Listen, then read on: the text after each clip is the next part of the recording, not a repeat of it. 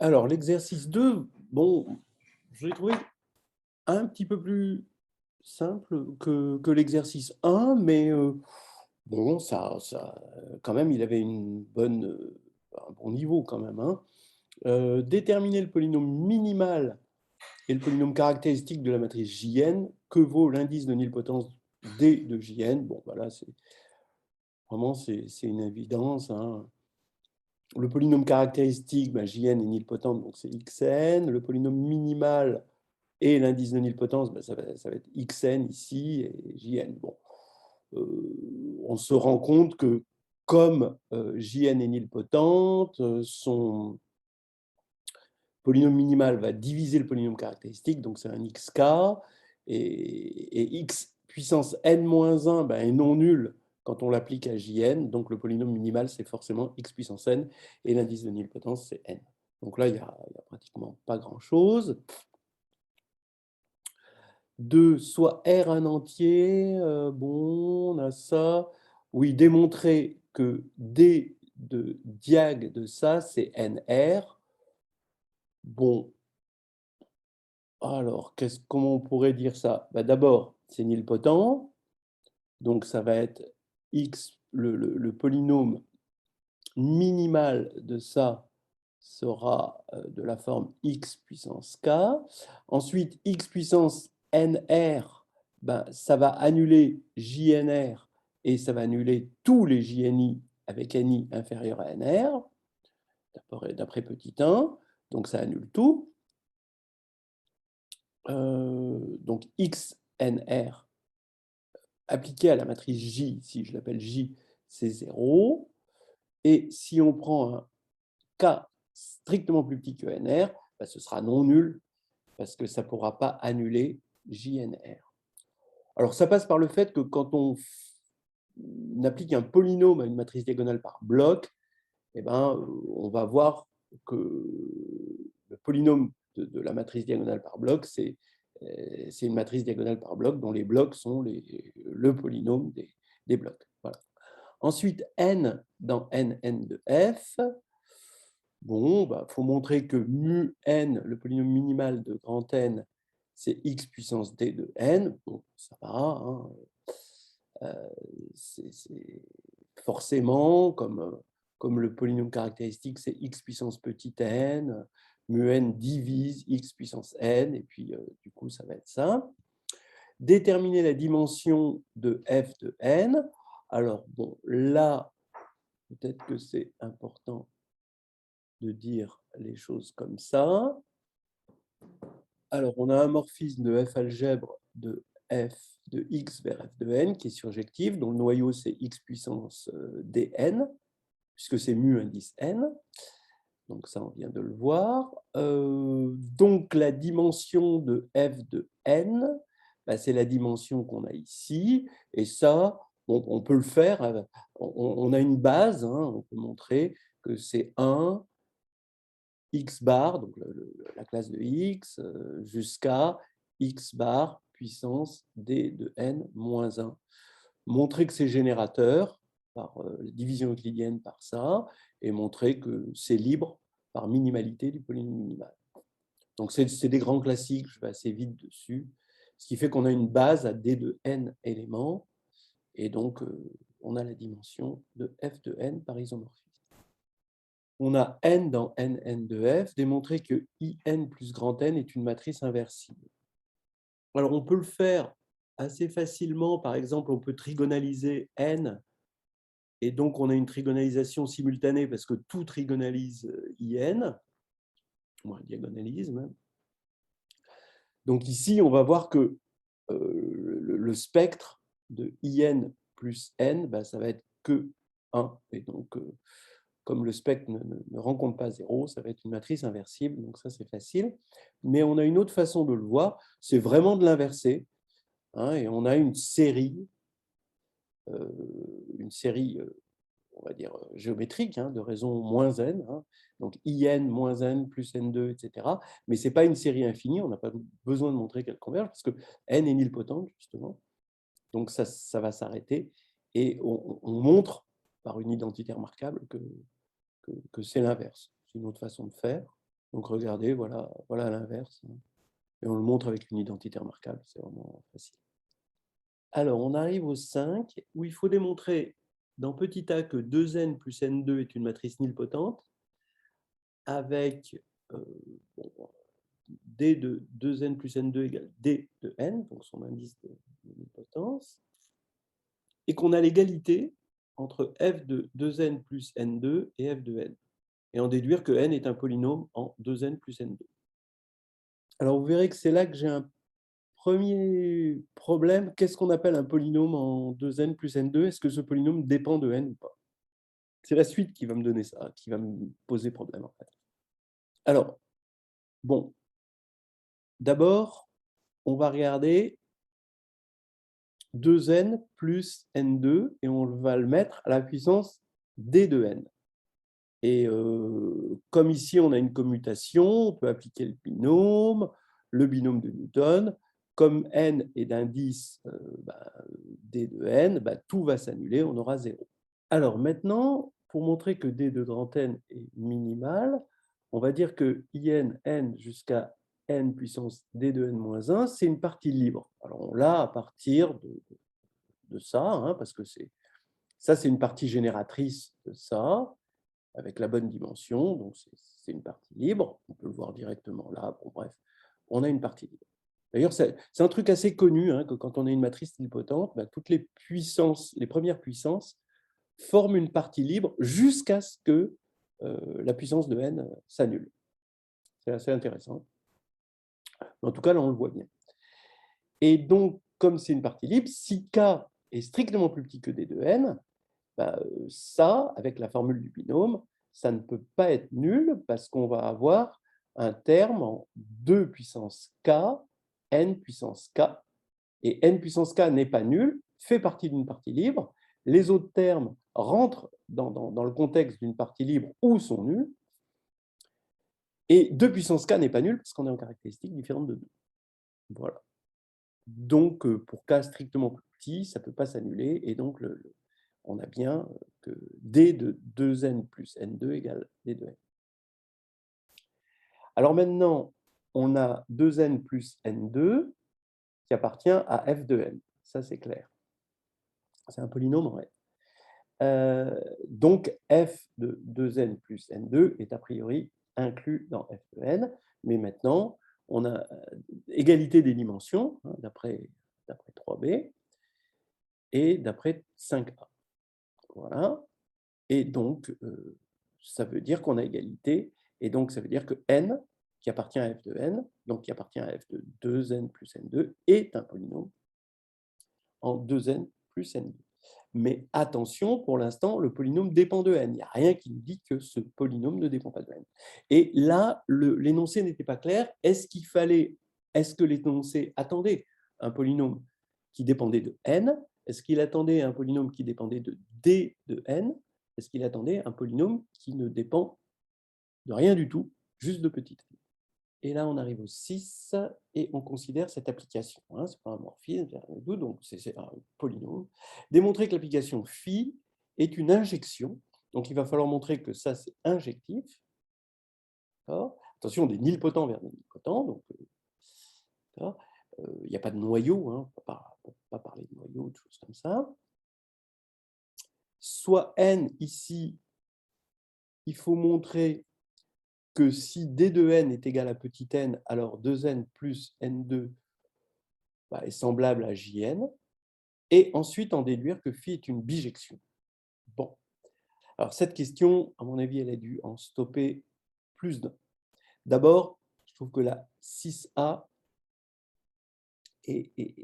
n'est pas introduite de façon habile, à cause de ce n est un polynôme en 2n plus n2. Voilà. On va regarder ça de plus près. Alors, regardez, si n et m sont deux matrices nilpotentes, vous montrez que c'est injectif. Donc, on veut montrer que si on a cette égalité, alors n égale m. Mais on vient de voir qu'on a un polynôme ici qui envoie 2n plus n2 sur n et un polynôme qui envoie 2m plus m2 sur m. Le problème, c'est qu'on n'a pas montré que ces deux polynômes étaient égaux. Donc, on ne peut pas passer par un polynôme. Il faudrait passer par un polynôme à gauche et un autre polynôme à droite. Donc là, c'est que le problème, c'est ça, c'est le polynôme, il dépend de n. Donc là, je ne sais pas comment ça peut être clair, mais à mon avis, là, on va avoir un décrochage de pas mal de candidats. Alors, voilà comment pallier ce problème. Hein. J'ai deux méthodes. Une méthode pour dire, bon, le problème, on va un peu l'affiner, et une méthode pour dire, bah, on va faire autrement. Donc, pour l'affiner, bah, cette égalité, là, ici, c'est une égalité entre deux f algèbres. Et ça va fournir un automorphisme d'algèbre.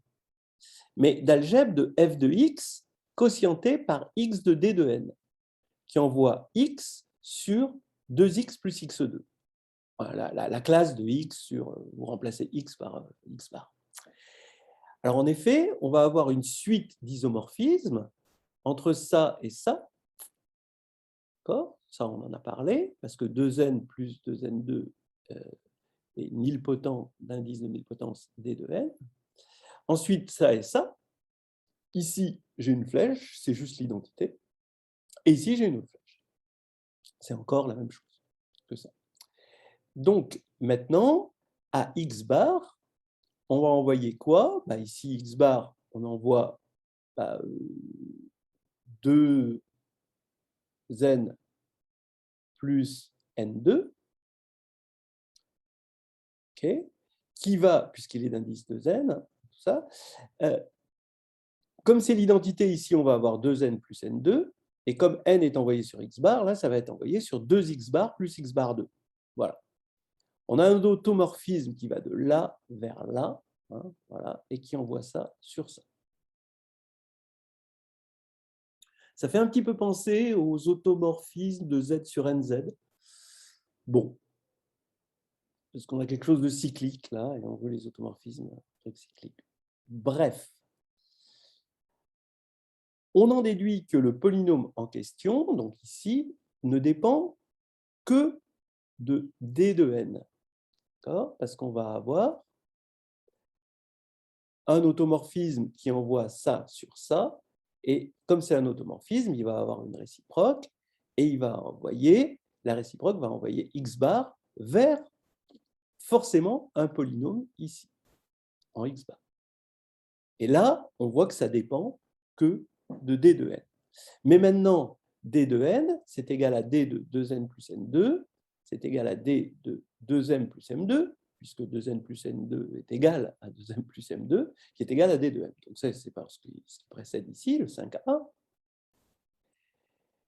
Et donc, on a un polynôme qui ne dépend que de d de n, qui est égal à d de m. Et là, on peut passer par ce même polynôme commun pour obtenir n égale m.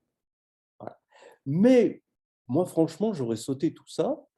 Et j'affirme qu'on peut construire par récurrence, parce qu'on est en caractéristiques différentes de 2, un polynôme pk qui est de degré k, qui est indépendant de n, et même de d de n, qui va dépendre que de petit n, en fait, tel que P1, ça va être 1 demi de x,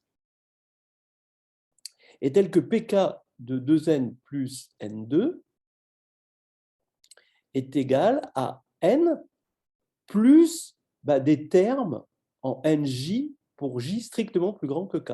Donc, par exemple, pour P1, ça va faire du n, évidemment, c'est un demi de x, d'accord ? On est en caractéristiques différentes de 2. Donc, ça va faire n plus 1 demi de n2, et n plus 1 demi de n2, là, on a j strictement plus grand que 1. Et après, on va éliminer le 1 demi de n2 avec un polynôme de degré 2, etc., etc. Et donc, on a quelque chose d'échelonné, mais comme, donc maintenant, quand on va regarder Pn-1, donc ça, on fait une récurrence, c'est une récurrence évidente, et quand on a k égale n-1, on va avoir Pn-1 de 2n plus n2 est égal à n plus des termes ici qui sont tous nuls, d'après l'indice de nilpotence de grand N, qui est forcément plus petit que petit n, d'après Cayley Hamilton. Donc Pn-1, c'est le polynôme cherché. Donc ça nous permet de faire ça, et ça nous évite d'autres choses. Bon. Maintenant, petit b, on nous demandait de montrer que 2n plus n2, quand d de n est égal à petit n, alors était semblable à Jn. Bon, bah oui, parce que si d de n égale petit n, d'après ce qui précède, d de 2n plus n2 est égal à petit n, toujours d'après le 5. Et donc, quand on a un degré de nilpotence égal à petit n, ben, on va être semblable à une matrice par bloc de Jordan. S'il n'y a pas le bloc de Jordan Jn, tous les autres sont d'indices strictement plus petits que n, et donc, d'après ce qu'on a vu précédemment, ça, ce serait d'indices strictement plus petits que n. D'après, je ne sais plus, mais 3, 2, le petit 2. Voilà. Donc, forcément, la matrice Jn, elle fait partie des blocs de Jordan, mais comme c'est de taille n, comme cette matrice de gauche est de taille n, et que la matrice Jn est de taille n, il n'y aura pas d'autres matrices. Et donc, bon, bah, c'est semblable à la matrice indécomposable, il ne peut pas y en avoir d'autres, il y a juste la matrice Jn. Voilà. Donc maintenant, on a montré, donc il faut montrer la bijectivité de l'application des nilpotents dans les nilpotents, qui à n donne n2, 2n plus n2. Eh bien, comme on a montré l'injectivité, il suffit de montrer la surjectivité, et il suffit de trouver un antécédent à Jn. Pourquoi? Parce que si on sait trouver un antécédent à Jn, on sait trouver un antécédent à Jk pour tout k, puisque, voilà, mais en taille k, évidemment, en bloc de taille k. C'est pareil, il suffit de remplacer n par k, il n'y a rien à dire. Et si on sait trouver un antécédent pour tous ces Jk, on sait trouver un antécédent pour la matrice bloc, diagonale par bloc de ces Jk. Et comme on sait trouver un antécédent pour la matrice bloc des Jk, on va trouver un antécédent pour une matrice semblable à la matrice bloc des Jk. Voilà, parce que le polynôme 2x plus x2, voilà, quand il agit sur les matrices, ça commute avec la conjugaison, et donc c'est compatible avec la relation est semblable. Voilà. Donc il suffit de montrer pour la surjectivité la surjectivité juste pour Jn, et ça suffit.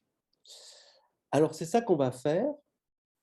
Donc bref, il faut trouver une matrice n telle que 2n plus n2 égale Jn, et on va le trouver sous la forme d'une matrice triangulaire strictement supérieure, c'est-à-dire n égale nij avec nij égale 0 si j moins i est inférieur ou égal à 0. Voilà. Donc, si on écrit n' égale 2n plus n2, donc on veut que n' soit égal à Jn, évidemment, mais n' avec, ça s'écrit petit n' ij, avec des notations évidentes, donc c'est égal à, d'après là, 2 nij, et n2, ça va être somme de nik, nkj. Bon, somme indice k. Mais forcément, pour que ce soit non nul, il faut que J soit supérieur strictement à I et K soit strictement entre les deux. Donc, ça veut dire qu'on va avoir un système ici, N'Ij, on va avoir un système en Nij. Il semble être de degré 2, mais en fait, non, parce qu'il est échelonné. Donc, vous écrivez pour ij, pour j moins i égale 1, pour j moins i égale 1, comme vous avez jn, vous avez égal 1, mais ici, comme j moins i égale 1, il ne peut pas y avoir un k qui s'intercale strictement entre i et j, donc là, ça fait 0.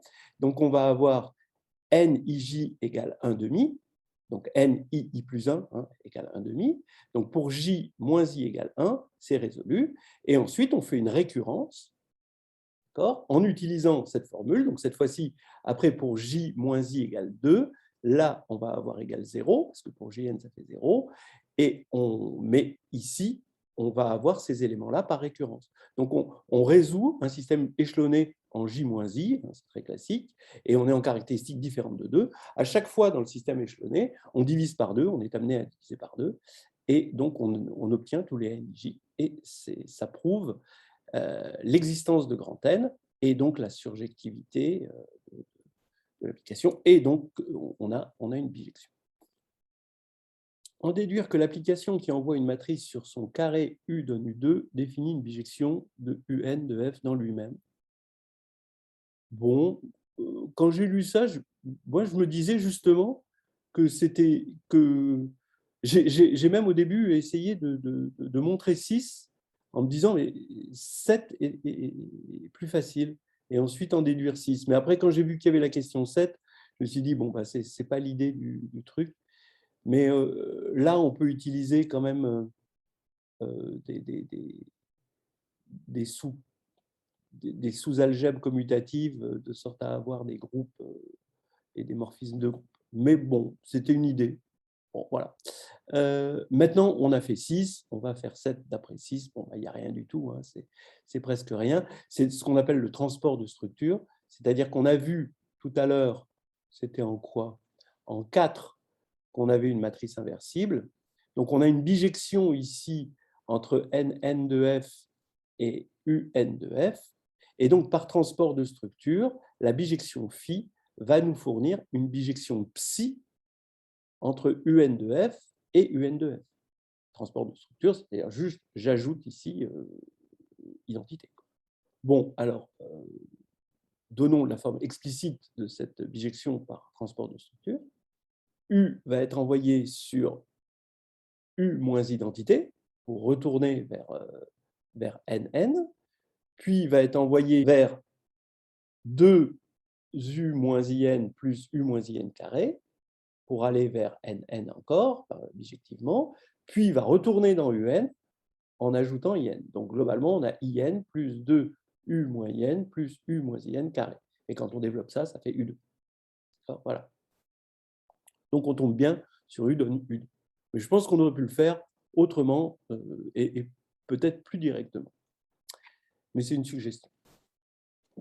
Alors, dans cette question uniquement, F est le corps des nombres complexes C. Non. Soit M une matrice de GLN de C, on suppose M diagonalisable, montrer qu'il existe une matrice P dans GLN de C telle que M égale P2. OK.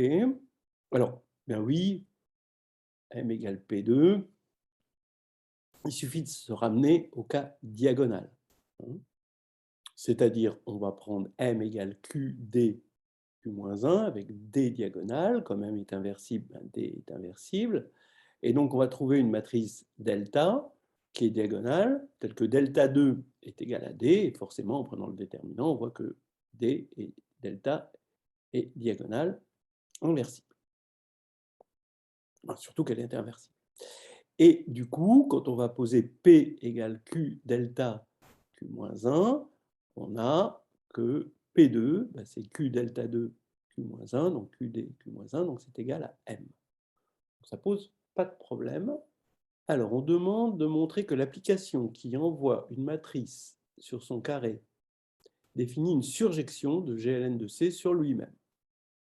Alors, c'est lié au fait que l'exponentielle sur C, c'est surjectif, ça on le sait. Alors, on nous dit, bon, est-elle injective? Bon, ce sera évident que non, mais on pourra utiliser la décomposition de Dunford. Donc, effectivement, qu'est-ce qui s'est passé? On l'a vu dans le cas diagonalisable, on l'a vu dans le cas d'une matrice unipotente. Donc, on voit que ça sent, de toute façon, on est dans un groupe multiplicatif, ça sent la décomposition de Dunford multiplicative. Alors, si on part de la décomposition de Dunford additive, il faut rappeler que si M est inversible, D, qui est la partie diagonalisable de M dans Dunford, est inversible aussi, parce qu'ils ont même polynôme caractéristique. L'inversibilité, c'est le fait de ne pas avoir 0 dans son spectre. Alors maintenant, je pose M égale DU, je mets D en facteur, et j'ai U égale id plus D-1n. Alors, comme D et n commutent, D-1n, c'est unipotent, et donc U est unipotent, et D et U commutent.